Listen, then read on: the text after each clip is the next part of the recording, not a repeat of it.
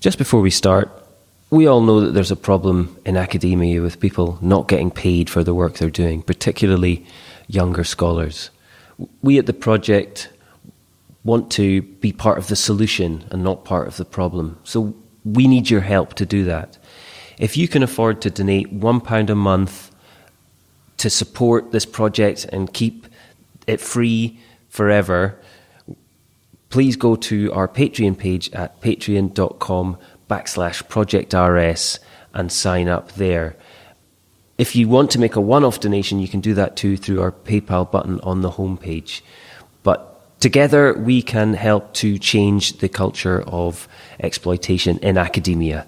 That's patreon.com/projectrs. Now here's the episode.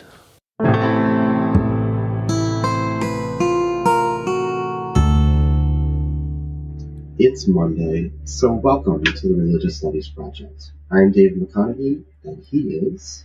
Well, I'm Chris Cotter. It's a pleasure to be back, and it's December, Dave. I can't quite believe it. How did that happen? I'm guessing it has to do something with planets and suns and rotating things, and the relentless march of time.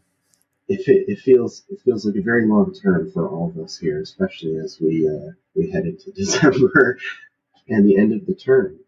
What do we have today?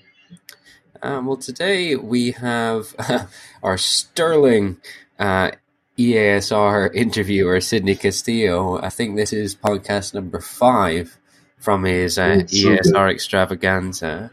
And he was speaking to David Herbert and Josh Bullock about their research into unbelief in a sort of comparative European context. So he's gone with the title, Unbelief as a Nuanced Phenomenon, the Sociality of Non-Religion Across Europe. So I think we'll just hand over to David, Josh, and Sidney, and then take it up after, yeah? Well, I'm here now with Josh Bullock and David Herbert. We are at the EASR conference 2019 in Tartu, Estonia, and we are happy to be gathered here, and we are going to talk about understanding unbelief. The project that they are working on is reaching for a new sense of connection, the sociality of non-religion in Europe. Welcome. I think if you could kindly introduce yourselves, it would be great for our listeners. Sure. I am currently doing a postdoctoral research on the Understanding Unbelief project at Kingston University. My background's in the sociology of religion, but primarily non-religion. So if it could just be sociology of non-religion, that would be fine with me. And my PhD was on looking at the Sunday Assembly, the secular congregation. Hi, I'm David Herbert. I'm Professor of Sociology at Kingston University, London, and I work on religion and now non-religion, also on migration and integration issues across Europe. Perfect. Thank you, and welcome again to the Religious Studies Project. So let's just dive right into the questions. And since you're working on the Understanding Unbelief project, I would like to ask, firstly, what makes unbelief an analytical distinct category from others such as non-religion, horizontal transcendence, secular worldviews, and so on? Yeah, so the way the whole Understanding Unbelief project was set up, they gave us a lot of scope to define our own terms. So the term that we've used is non-religion, because that's kind of easy to define in terms of people who say they have no religion when you ask them. Mm-hmm. And what we found interesting looking at the survey data was that people who say they have no religion, when you ask what most closely fits with your point of view and you give them a choice of personal God, life force, or spirits, then many of them say actually life force or spirit rather than there is definitely no God. So there's a kind of an area of non-religious which is includes both people who believe in supernatural type stuff and kind of what we'd call like harder atheists. So sort of like a softer agnosticism and a kind of harder atheism. Yeah, I mean that's I think I summed it up perfectly for why we're using non-religion rather than unbelief. And also when we were trying to find participants for the study, I think non-religion is more of a category that people are likely to relate to, at least saying that they have no religion rather than defining themselves as being an unbeliever or having unbelief. So it was more of a relational category which people could, We also found when we looked at our data that clearly many of the people we interviewed who very definitely said they had no religion also had a number of beliefs. Mm-hmm. Yeah. So they believed in fate, luck. Some of them even used horoscopes, even if in a kind of half ironic way. Yeah. So there's actually a lot of belief going on. So again, we thought kind of non-religion's better because they're not identifying with religion, whatever they mean by that, Mm-hmm. but they do have some beliefs. Excellent. So it's, in that sense, it's more nuanced than unbelief. Sure. Mm-hmm. Excellent. And the next question, I think you make a good emphasis on a particular age group. Mm-hmm. And why is the project focused on Generation Y or Millennials? How this group differentiates from other age groups? Yeah, so we know that Generation Y, so those born between around 1980s to late 90s, so they were around 19 to 37, or participants were when we interviewed them. And we know based on ESS and EVS data that they're going to be much less religious than their parents' generation, and even more so than their grandparents' generation. And this is in the case for pretty much all of the countries apart from Slovenia across the European Social Studies data set. Yeah, I think across 26 countries there's like one where there are fewer non-religious in that age group than in older age groups, but everywhere else it's a growing phenomenon. Mm. So that was like a primary reason, because we thought the pool would be bigger, and it also gives us some scope then for maybe longitudinal studies. We can follow this generation as their beliefs and values change over time. And then also part of our project was looking at the kind of sense of connection they take and their sociality. So we were interested in the kind of social media side of it and how they connect with others, whether it be on forums or social media, Twitter, Facebook, and we thought as the most intensive social media users that they would be a really good sample for getting a sense of what's happening at the sort of cutting edge of because with non-religion there are some kind of older institutions like humanist society and so on, but not so much. And so we thought, okay, so do people feel a need to sort of get together in being non-religious in whatever way? And we thought, okay, social media is a good way in. These are high users. We should find something. So even though they don't relate to religion in this way, they still want to get together, find like-minded people. Well, that was the kind of question we set out with at the beginning of the project, because it was off the back of my research on the Sunday Assembly, which is where non-religious people are gathering to try to find community and belonging in the UK, Netherlands and US. So we were wondering if other kind of institutions or organisations were happening elsewhere in Europe, and in kind of what contexts, and what did they look like? Because, we didn't expect to find the Sunday Assembly in places like Poland and Romania, but we were interested in what kind of other groups might exist. Yeah, and particularly in the question of where religion is playing a more active, maybe intrusive role in public life, if that produces a kind of counter-reaction and a kind of organisation against the encroachment of religion, by kind of secular societies, but maybe by people organising in new ways. Yeah, so like a resistance identity over just a need for congregational belonging.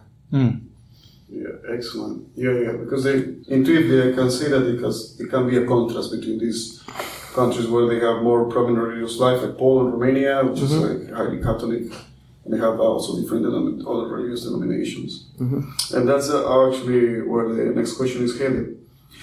In contextualizing unbelief, you focus on countries with post-Soviet populations, such as Poland, Romania, and regions of former East Germany. How perceptions of religion and unbelief are shaped by these experiences compared to experiences of Northern Europe?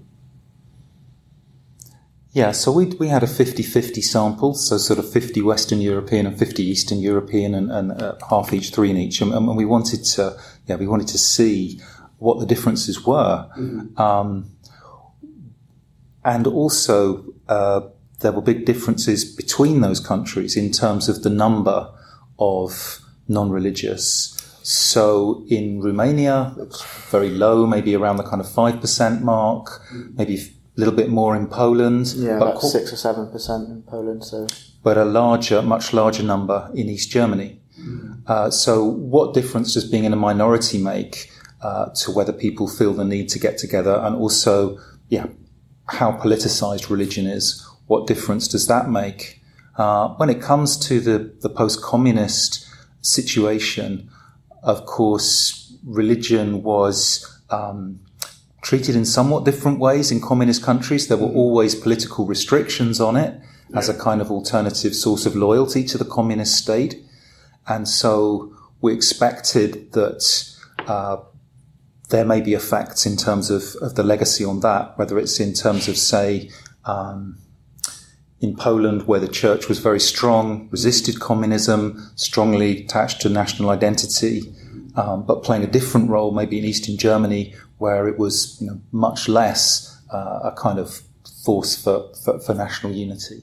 So if religion is been a source of national identity, as it was in Poland for resistance to communism, then maybe that people who are not religious, and particularly if the Soviet communist regime was associated with atheism, then there's likely to be more negative views to being non-religious, and especially atheist.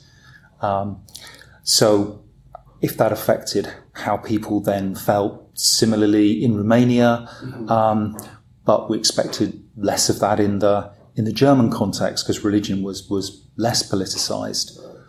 So, and we saw some kind of legacies of that in terms of how people relate now. There was much more, for example, political organization of non-religion in Poland than we found in the other contexts. And even though they also have, the both of all of these countries have shared this Soviet background, there's all major differences between each one of them. Hugely so, yeah. Yeah, they have very different histories, and also histories taken different turn. So in Poland, for example, where religions become kind of force for populism and used by various groups in society and the law and justice government to support various kinds of controversial policies, we found non-religious very active in terms of organising, example, for women's right to choose. Supporting LGBTQ rights as well, and also other kind of causes for equality. Yeah. Within, Poland at least. Yeah, so a strong voice for a kind of resisting religion coming into public space, and strong voice for kind of pro-choice options, I guess, on a range of levels. Right. And how can you relate this, this national context as well the age group, but the intersectionality, so like race, gender, class, is there also any kind of correspondence in between for the same age group, like shared differences in some way? Yeah. We had some racial and religious background diversity in our sample. And actually one of the areas where that aspect of diversity came out was we found that amongst people from Hindu and Muslim backgrounds in a Western European context, that they were more inclined to express beliefs in the supernatural and have less reservations about doing so. So we'll talk about, for example, karma and meaningful coincidences in a way that was quite common in Eastern Europe, but much less so in Western Europe. So see, that was perhaps one source of diversity. Yeah, no, just following on from that. So we found these beliefs in about 34% of our participants, so just over a third. So I think it was 23 of them in total, and 9 came out of Poland, 8 came out of Romania, the other 6 were from Western or Northern Europe, but their backgrounds were from Eastern Europe or Northern Africa.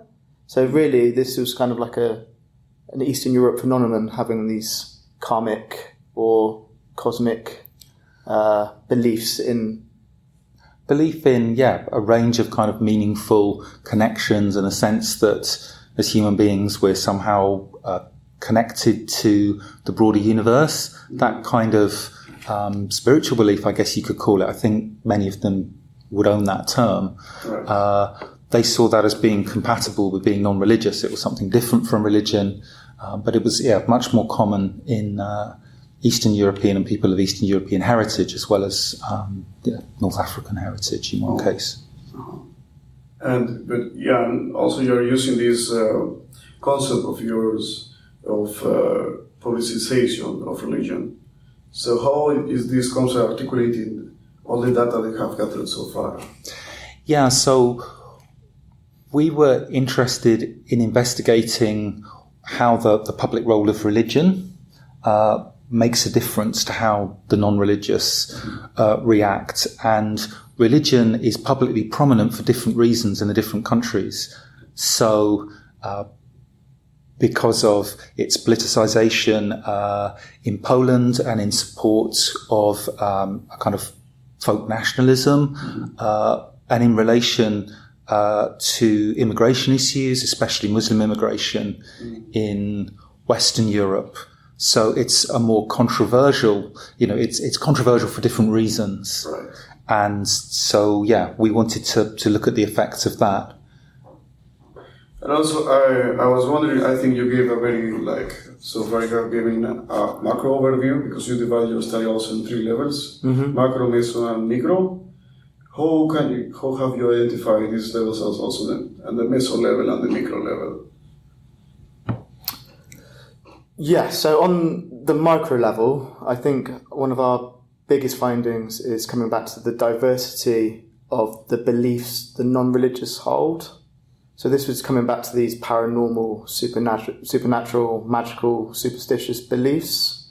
And despite them saying that they are non-religious, in the sense that they don't identify with an institutional religion, they still share a wide range of diverse beliefs, and often these paranormal, supernatural, magical beliefs. So that was kind of on the micro level. Yes, and those supernatural beliefs often seem to serve to connect people to other people, whether it's friends and family that they're close to, or to give some sense of moral orientation in the universe. So quite a few of the stories, the meaningful coincidences, were about being rewarded for some kind of good behavior. Right. So you do someone a good turn and then something good happens. So that kind of, almost sort of golden rule right. projected onto the cosmos. The kind of sense that there's some kind of moral order. That was quite a strong theme that came through, as well as a connection to other people, a kind of sense that there's human significance. Right. But often these beliefs were a kind of source of tension in during the interviews, or at least when we were reading back over them. So they would try to kind of explain what had happened, these kind of meaningful coincidences, in a scientific way, even though there was kind of no, at least to them, logical explanation for what had happened. So things like we had an example from a young Romanian woman who was living in London, who had lived within 200 meters of the same person all her life, and ended up being best friends with this person, but had moved 6 times across different countries and still lived within 200 meters of this person. They just kind of followed the same route. So for her, this was more than just a coincidence, and she, quote, used the term, it was meant to be. Mm-hmm. So there's kind of this sense that there's an order of things. But for others, trying to explain these events which seemingly are irrational, like books flying off shelves or infinities with numbers, or knowing or having a strange feeling when a family member is about to die. Right. So trying to explain these rationally was often like a source of discomfort or tension. Maybe that was kind of like an artifact of, because we were creating this tension by asking them to to explain how this comes, or how they understand the event. Mm-hmm. Yeah, it came out quite strongly, that sense of tension, when people were referring to superstitious beliefs that still affected them, but which at a rational level they challenged. So, for example, one guy talked about black cats and how he would avoid black cats, and he had a sense that it would give him bad luck, even though he didn't believe rationally that there was any kind of causal process involved. And he actually said he found it really annoying. Yeah. He said he found it really stressful as well. Really annoying, really stressful. Because he didn't believe it, but he would still actively avoid them. Right. Yeah. I think his starting sentence was, "I'm not superstitious, but I don't like black cats." So there's often like contradictory statements, which are, can coexist, I guess, between like the analytic and the intuitive, right?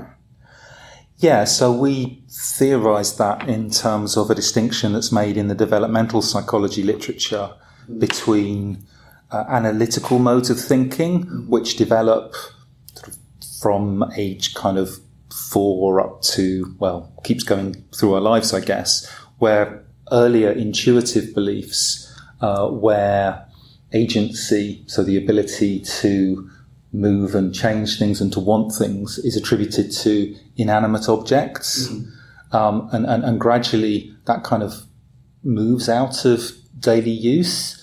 But the theory is that we can code switch between those two things so that actually the intuitive stays alongside the analytic, and that maybe at moments of stress or it's something we don't know how to deal with, it's like regaining control over the situation, isn't it? It comes out to reinforce, like a sense of control. So that's what we think may have been going on, and why people, maybe most of people who reported the experiences, didn't feel a tension about it all the time. Right. They just kind of did it, but then when we asked them to reflect on it, then they felt a tension, and some of them felt it in their daily life as well. Interesting. And I wanted to ask about this specifically. You mentioned that you have been studying self-reported individuals that they say that they are non-believers. But in which way, when you did carried out the interviews, I wonder if some of them were the first time that were actually posing all of this like in a more rational state, so build a coherent narrative about their own non-belief. So you had those cases that, if you didn't ask me, I wouldn't worry about that. Yeah, for lots of cases, this was probably the first time they'd had to articulate their beliefs or put them onto paper, I guess. Some of them were part of discussions on social media and had relationship to like rationalist society. So they may have been used to thinking about those kind of things, but many of them not. So I think we had a kind of mixture in terms of how reflective. But because it was quite a wide-ranging interview, hopefully there was something that was new for everybody. Yeah. Excellent. Any concluding remarks you want to give about your project and your results? Just returning back to the micro, meso, macro. So if we go back to the kind of like medium level stuff, there is some examples which we found in Europe. For example, in Frankfurt in Germany, they have a meetup group called Drinking and Socializing with Atheists. So you can go for a pint down the pub and talk existential questions and big life, politics and religion. But it's quite small. So there's not, we didn't really come across very many meso groups, the kind of medium level groups. But in terms of macro, there were a few. So the Norwegian humanists played quite a big role in providing ritual and structure for non-religious young that's Norwegians. an unusual case because it's state-funded like the church is. So it has much more resources to draw on. So there's a kind of national structure with people working full-time for them. Whereas in other cases, it's kind of self-startup networks, mostly. But we also found, quite a lot of innovation in terms of practices. So, for example, the Polish Big Atheist of the Year Awards and a ceremony that goes with that. So the KLF, the Kazimierz Leszczynski, apologies for the pronunciation. Every year they hold like an annual march, and they have atheist picnics throughout the summer. So there's a kind of sense of the community and belonging building there, a bit similar to the Sunday Assembly, but primarily it's more to do with campaigning, as we mentioned earlier, for like equal rights and women's rights. But there's some innovation there, in terms of atheist ceremonies to reward the biggest atheist of the year in terms of their contribution. Yeah, I guess our headline finding is that there is diversity, that the non-religious category doesn't mean that there aren't some kind of supernatural beliefs going on. Those might not be the most important things for those people, but they definitely feature, at least for a sizable minority. And also, I guess, that there does seem to be a kind of an interaction with the broader society in terms of how active people are, so that where people are feeling that their non-religious identity is under threat, then they kind of get together to organise, particularly in the Polish case. Whereas, I guess it's more a sort of looser network type affiliation, which you can see from looking at the social media data. Quite a lot of them, because most of our cohort, I guess, were bilingual, which is quite, not maybe completely bilingual, but certainly use English as a functional language. That's pretty common amongst millennials. And that enables them to follow people that they like in the UK or in other European countries where there's also English as a working language being used. So there's a kind of a non-religious Eurosphere developing, I guess. That's very interesting. I think we are going to wrap it up now. Thank you again for being the Release Size Project, and we hope to have you again. Thank you very much. Thank you. Welcome back. That was really exciting to hear about how non-belief and unbelief work in Europe. Since I'm in the American context, Chris, can you talk a little bit more about it? I know you know David and Josh and have heard their presentation before. What else can you tell us about unbelief and non-religion? Well, for that you'll have to get my book, Dave.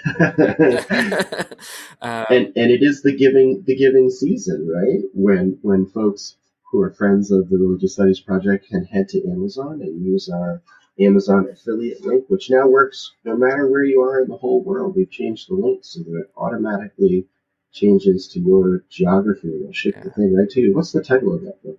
Well, I mean, you can pre-order it on Amazon, but I just got the peer review comments back the other day, and they were very, very encouraging. So I should get it finalized before Christmas. But the book's called The Critical Study of Non-Religion, Discourse, Identification, and Locality. So those were my sort of three lenses, as it were, to look at whatever this thing we might call non-religion is. In that, I take you'll have heard there, David and Josh taking a more sort of, ideal, typical sociological approach, and they've got some excellent empirical data. I would say that this typifies research into the quote non-religious unquote. But what they've done that's interesting is that the excellent comparative work and looking at it in contexts that haven't really been covered to date.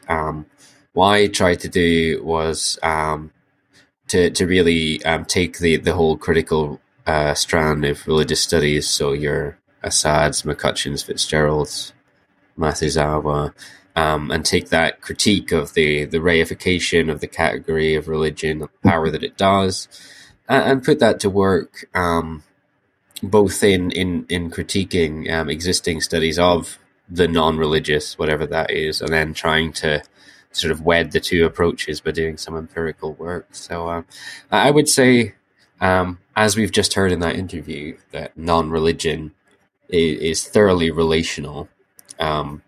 Johannes Quack has an excellent definition of non-religion, which I don't have to hand, but it was published in Method and Theory in the Study of Religion, and he makes an excellent argument for conceptualizing it relationally as part of a religion-related field. And I think what this interview did this week was demonstrate that in every single context, whatever the dominant strands of religion are, that will be then reflected in whatever positions are taken contrary to that, whatever positions of alterity and rejection, they'll be sort of infused by whatever the hegemonic religious discourse is in the context. So I think they did that really well, although maybe weren't using those terms.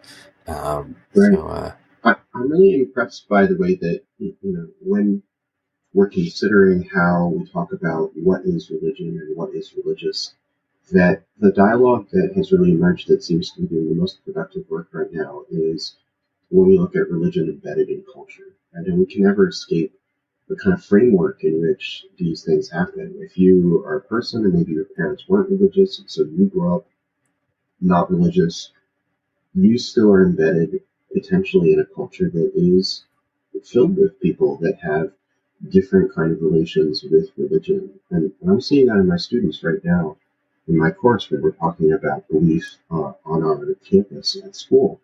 And they're interviewing other students, and they have met a lot of people that their parents did not raise them going to church or to synagogue or to temple or anything like this. And yet they still have all of these really strong feelings and beliefs and even sometimes practices. And the data suggests that, in America at least, even though religious affiliation is declining overall, measures of practice such as prayer and meditation are still so thriving and vibrant. And so I'm really excited that all this work is coming out, because I think when we look at things that many of us might not think of as religious, that really helps us, perhaps not via negativa, but at least in contrast, right, as a different set of ways of thinking about where does that come from and how's it doing. Exactly. So I'm really thrilled about this kind of work. Yeah, taking that sort of sidestep and go, well, let's look at this population or group that apparently does not have this thing that we call religion, and then see what's going on there. And of course, you'll discover lots of normative claims and practices and values and beliefs and non-falsifiable claims and supernatural things. But then what that does is destabilize the whole notion of religion being a bounded, definable thing that you either have or don't have. And it demonstrates that, people are people. And a lot of this stuff is human. It's not religious. It's human, but there's certain things that we tend to label as being religious or not, and that active labeling is where power and privilege and tradition and all of that comes in. That was the word in my head, was power, all was about power. Next. Yeah, I was just going to say about next week, because it ties in quite nicely, doesn't it? So does. Next week it's an interview that I did with a long-time colleague from the Non-Religion and Secularity Research Network. It's with Stacey Gutkowski. I've known her for about a decade, and I'm really glad to have got her on the podcast. And we're talking about, you could have scare quotes around every single one of these terms, but secular Jewish millennials in Israel-Palestine. And it's a fascinating interview and really ties into basically everything that we've just been saying right now. I can't wait to hear it. And next week, that's going to be introduced by David Robinson and Bree Fallon together live in person because David is traveling all the way down to Sydney, Australia to meet Bree for the Australian Association for the Study of Religion conference. So we're really excited that they will get to meet in person and introduce the next podcast for us. So until then, we say... Thanks for listening. Thanks for listening. The Religious Studies Project is sponsored by the British Association for the Study of Religions, the North American Association for the Study of Religion, and the International Association for the History of Religions.